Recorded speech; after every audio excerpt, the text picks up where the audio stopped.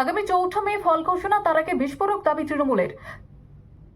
কুণাল ঘোষ তিনি একটি হাতে লেখা নথি সামনে এনেছেন এবং তিনি দাবি করছেন এটা বিরোধীদের, যদিও তিনি নাম করেননি। তিনি বিস্ফোরক দাবি করেছেন এবং যে হিসেব তিনি দেখিয়েছেন সেখানে পরিষ্কার লেখা রয়েছে 78টির বেশি আসন পাবে না সেই দলটি, যদিও কুণাল ঘোষ তিনি নাম উল্লেখ করেননি। আপনাদের প্রথমে শোনাবো কুণাল ঘোষ তিনি ঠিক কি দাবি করছেন। देखिए, हमारा पास एक डॉक्यूमेंट है। ये कौन पार्टी का डॉक्यूमेंट है ये मैं नहीं बताऊंगा। कौन पार्टी का डॉक्यूमेंट है ये मैं नहीं बताऊंगा, लेकिन ये तृणमूल का साथ लड़ रहे हैं ऐसा कोई पार्टी का डॉक्यूमेंट है। तो ये पूरा 294 सीट का उनका फाइनल जो ऑब्जर्वेशन है वो किसका हैंडराइटिंग है वो देखने के बाद ही वो समझ जाएगा।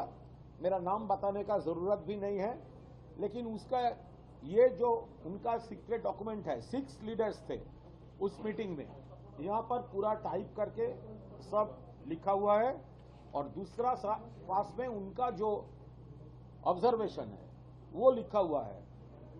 तो कुल मिलाकर 78 सीट्स वो लोग उनके तरफ जा सकते हैं ऐसा आइडेंटिफाई किया है, 78 सीट्स। और हम लोग तो बहुत पहले से कह रहे हैं तृणमूल कांग्रेस 200 से ज्यादा, पहले चरण में सेंचुरी हो गया था, दूसरे चरण में डबल सेंचुरी हो गया था।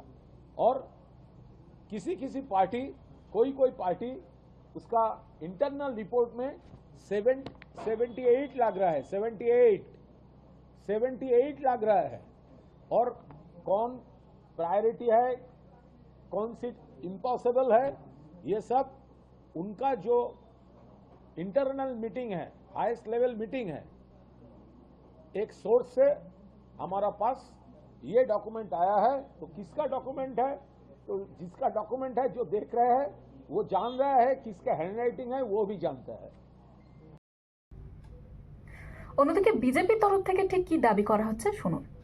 कुणाल घोष ने जो डॉक्यूमेंट का नाम पर जो कुछ दिखा रहा है सब झूठा है।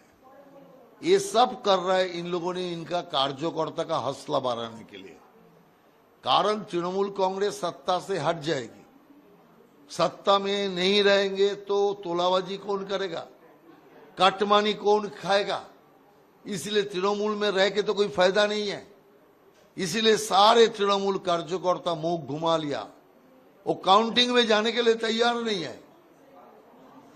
ममता बनर्जी, कुणाल घोष, ये लोग ऐसा झूठा बात प्रचार करके अपना कार्यकर्ता लोगों का मनोबल बढ़ाना चाहता है, ताकि वो गणना केंद्रों में जाए, गणना में हिस्सा ले। नहीं तो गणना केंद्रों में तृणमूल क्या ही कोई कार्यकर्ता हाजिर नहीं रहेगा।